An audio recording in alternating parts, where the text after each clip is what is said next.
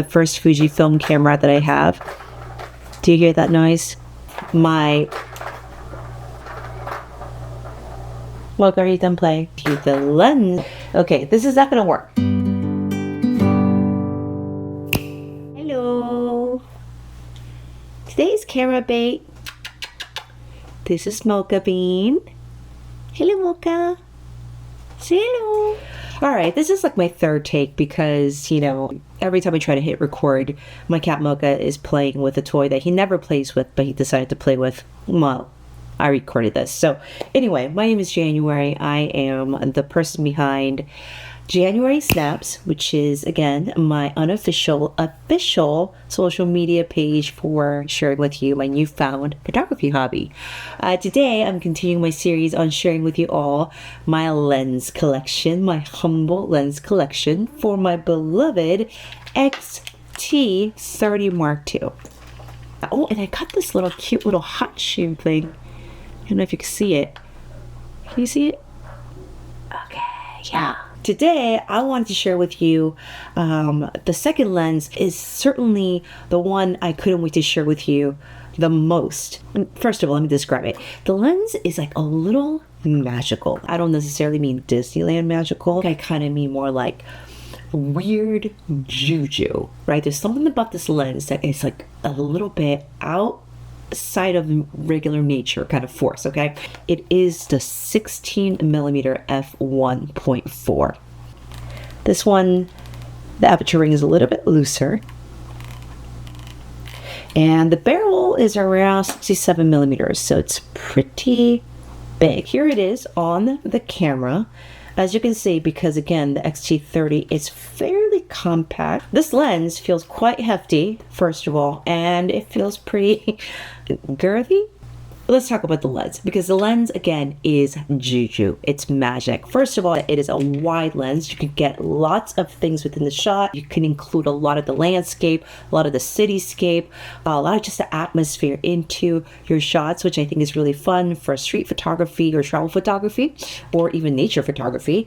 And also, because it's 16mm, that actually means you can get really close to your subject and get them in focus. And so a lot of the Fuji users that recommended this lens loved it for its versatility, because not only is it a wide angle lens, but because of its focal length, again, you get super close, turning it into almost like a macro lens, right? It's a hybrid lens, if you will. Autofocus, super fast, super snappy at anywhere between f-stop 4 all the way to 16.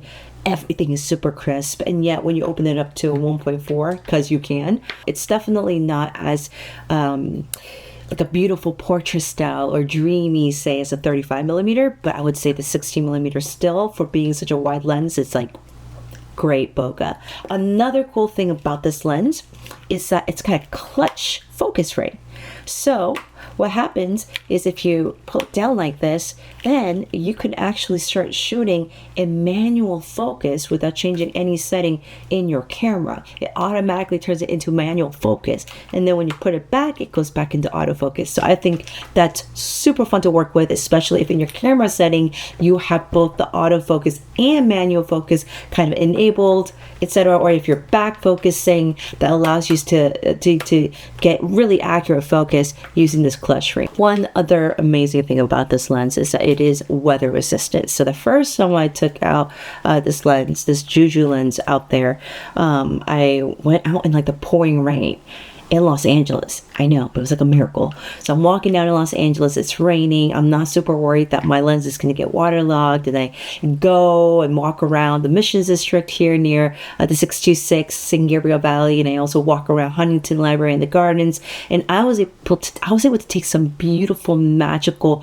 pictures and just practice even like with shutter speed, especially like how to feature the rain, or how to get that misty kind of atmospheric vibe going down in like these wider shots. And again, because this is kind of like a faux macro lens, I got to get really close to different subjects and play with water droplets and do really fun things. And so I remember that being one of my favorite days of just my daily photography walks. I will say though that for whatever reason, The 16mm shooting on it makes me nervous. Why? First of all, it's the widest lens I own, and so I like to technically get into people's faces and take more like live events, candid photos. This is more like a challenge for me to be able to see things from a wider perspective. I never really know if the photos are going to look really good, but every single time I've come back and like kind of gone through my photos, I've realized, oh my gosh, there's something to this lens that I absolutely love. It's really been about the process and the journey of taking these photos, learning each lens, and like kind of even finding out that in the mistakes even, like I found some fascinating things being captured. You tell me, what are some lenses that makes you feel a little bit nervous and excited to shoot on, and always kind of surprises you with its results, right? And in the next mini series episode, I'm going to share with you about a lens that is absolutely my #1 favorite. So that's coming soon. Mocha, you done playing now?